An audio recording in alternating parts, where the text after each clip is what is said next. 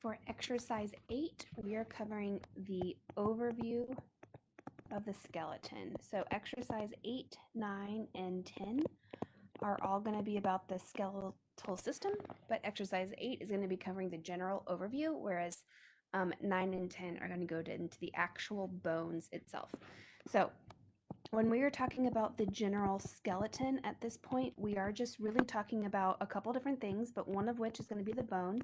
So we're going to go through and review general structures and characteristics of bone. But also when we're talking about the skeleton, it also will cover cartilage. So everything that was talked about in connective tissue when it comes to cartilage will also be covered here. So for the cartilage, where places you will find cartilage attached to bone will be in the ear.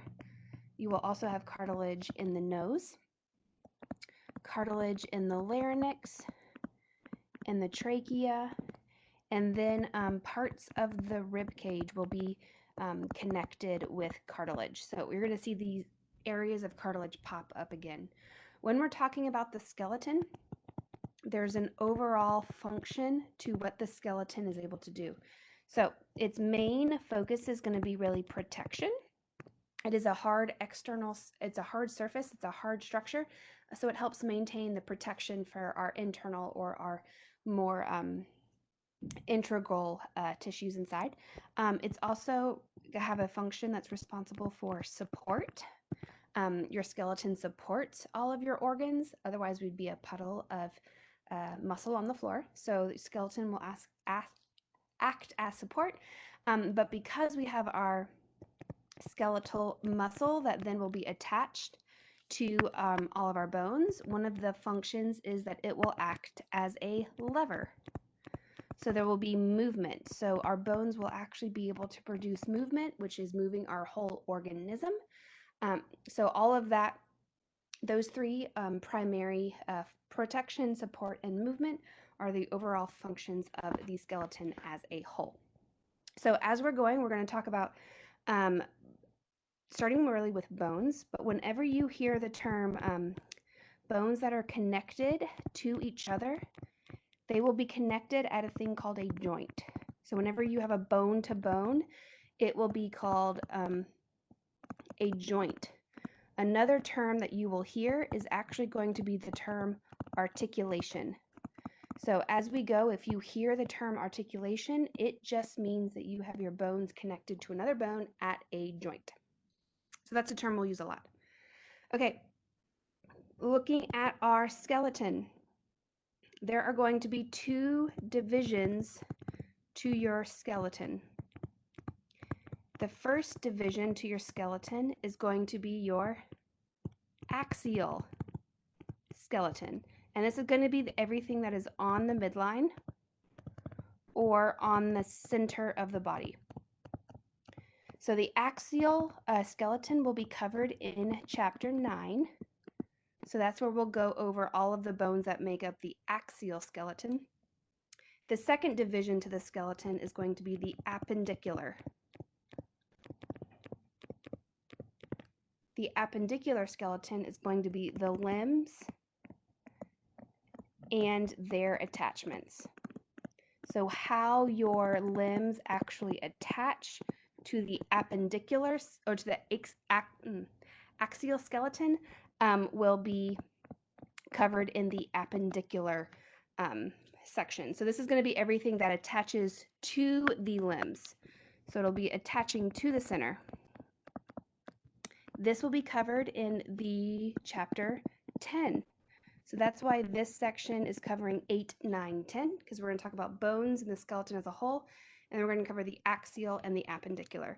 So this would be your axial skeleton.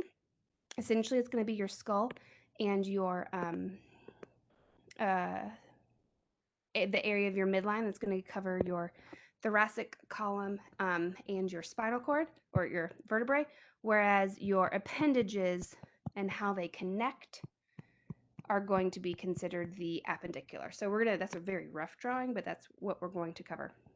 Okay, there is going to be some cartilage that will be covered.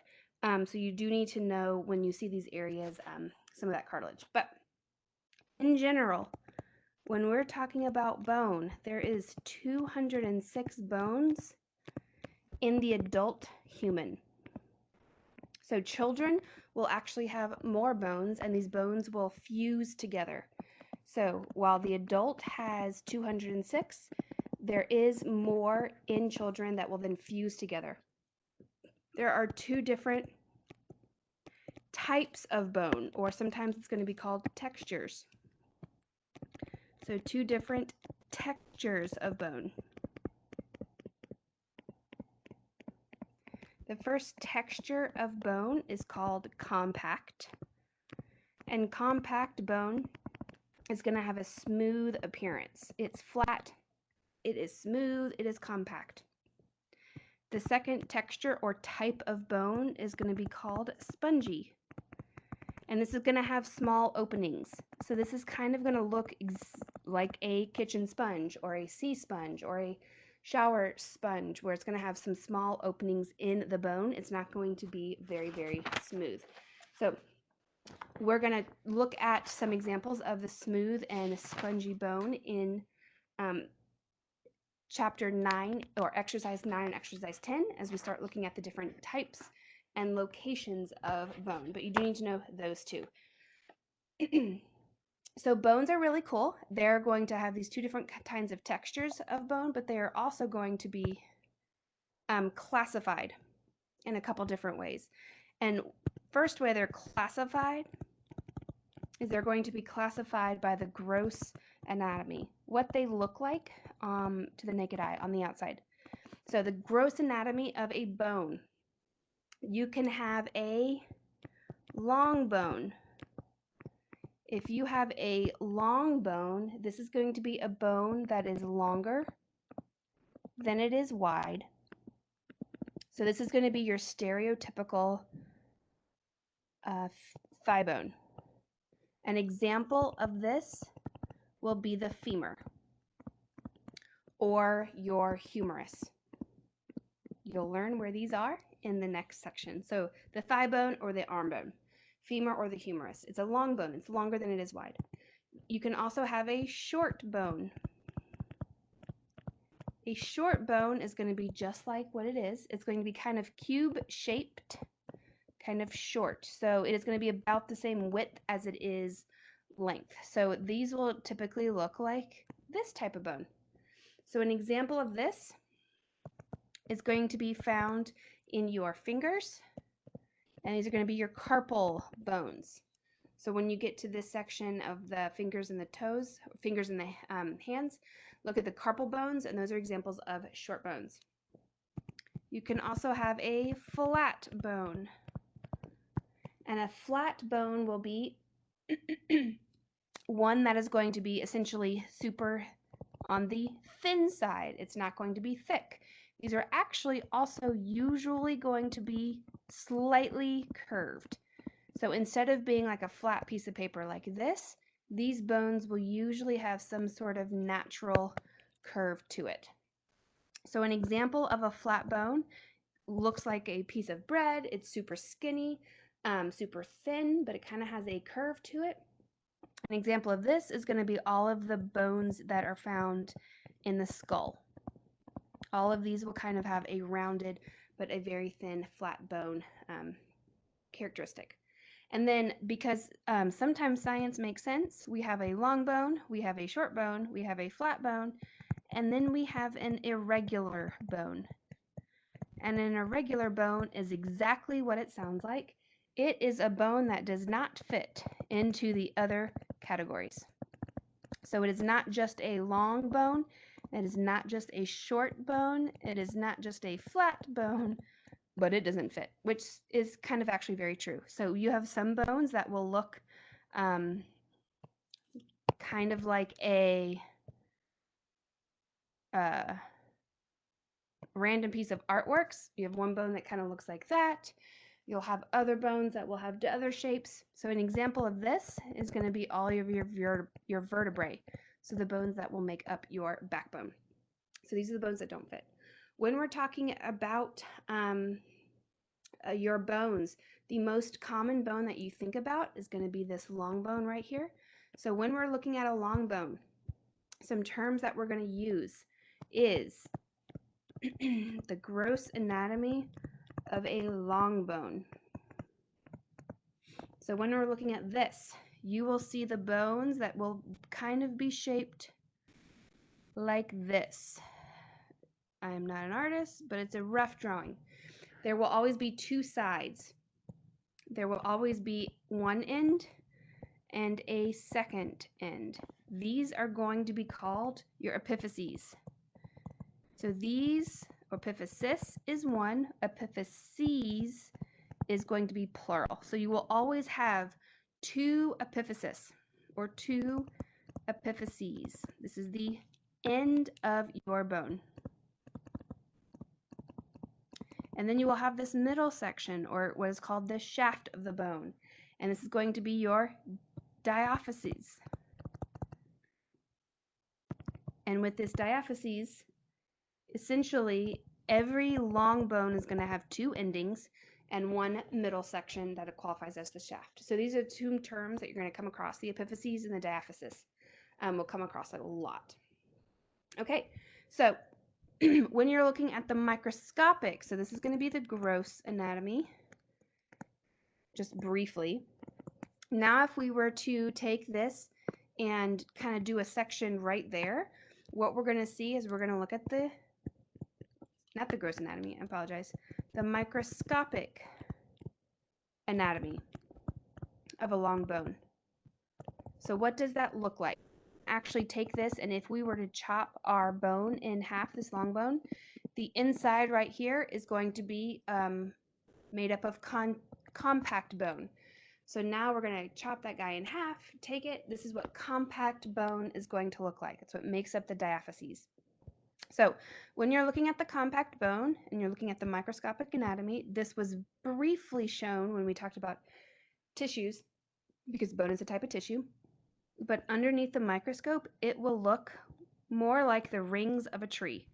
So there'll be this center dark section, and then coming all the way around, each will be these things that look like rings. So when you're looking at it underneath the microscope, this is what you'll see when you're looking at compact bone. So this right here down the, ooh, that's way too thick. So let's do it like this. So this right here is going to be your central canal. And your central canal is where you will have blood vessels, you will have nerves, and you will have lymph connections, so your lymph vessels. So the central canal is going to be the center of your tree trunk. It's going to be this canal that is hollow down the center, but it will be filled with blood vessels, lymph, and nerve systems. What you're also going to have is inside all of these layers, these are actually going to be called lamellae. So layers. Lamellae are going to be all of these. So each one is called a lamellae or a layer. Inside each of these areas, there will be these little bubbles that will be found within these layers all the way around. What these are actually the cells themselves that have gotten smushed and are in between all of these layers. So those are the bone cells. So when we're looking at these guys, these are going to be called the lacunae. And this is where you're going to have chambers within the layers, and the chambers will have the mature bone cell, which is called an osteocyte. And that is going to be the actual mature bone cell that will be found within these layers.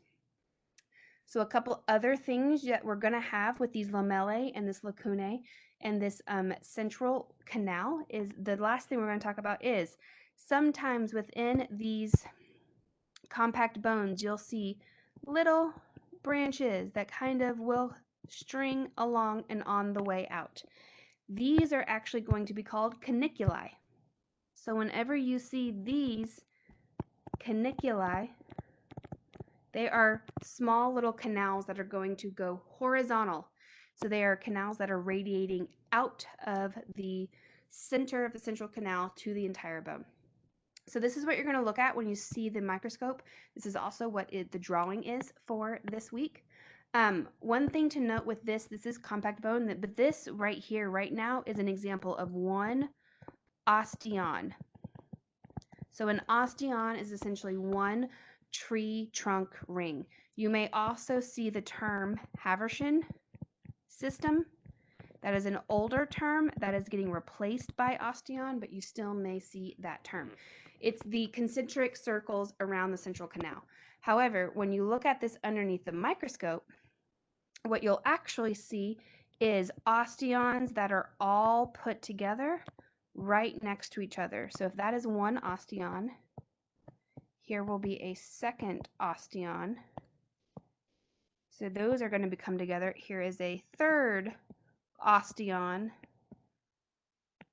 So this is the way the actual cross-section of the compact bone is going to look, is all of these osteons will run together. So each osteon is going to be just the one tree trunk. So that is the goal of exercise 8. It's not a long one, but within this exercise, what we want to focus on is looking at activity 1.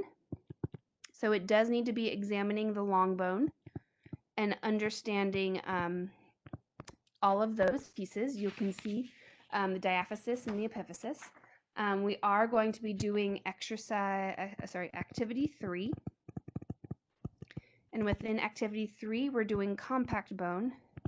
So you can see all of those pieces of an osteon. And then when you're looking at this right here is going to be figure 8.4. And then when you're looking at C, this is going to be the histology drawing that is due this week. So that is what we are looking at for the histology drawing for this week. And then within activity 8, we are also going to, that is it, we're actually only looking at activity 1, really focus on, and activity 3. The others, activity 4, please read, but the details of that will really be covered more in the lecture class. So that is it for exercise 8.